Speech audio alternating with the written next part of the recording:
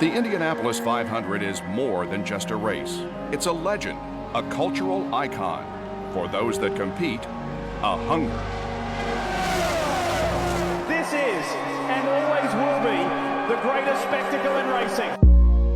I started drinking at 6 a.m. We're here now. I don't know what time it is, but I'm rolling deep, and those cars are going real fast, real fast. It's 500 for everybody to see. Ready right here.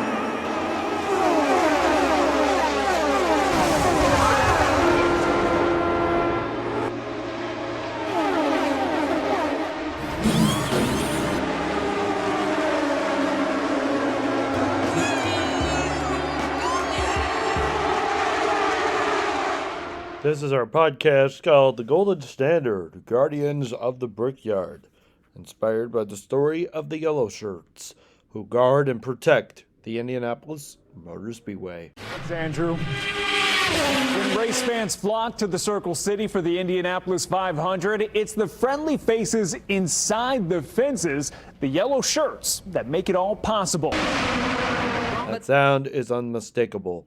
To this unelated, it is just a whistle.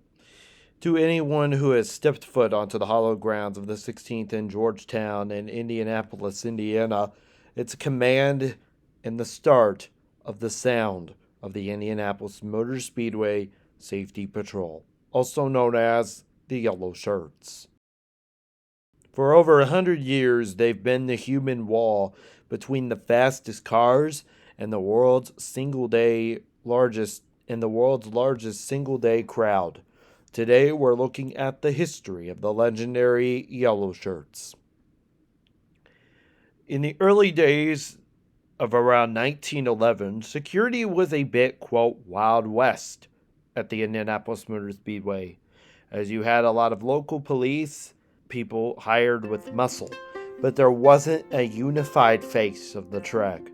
That changed in the late 1940s, post-World War II, when Tony Holman took over the Speedway. He realized the Indy 500 wasn't just a race, it was a brand.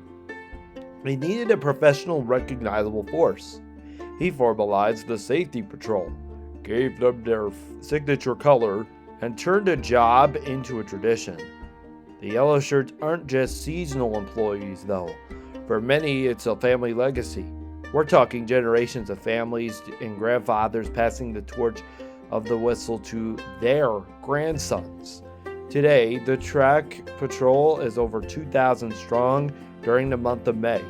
They once had a very reputable reputation, as back in the 1970s, post-Vietnam era, the Yellow Shirts were corrected as being cruel and sometimes being really rude, but that has changed over the years as they range from the gates crew to the elite pit row detail. They are the keepers of the Brickyard secrets and the enforcers of its most sacred rules.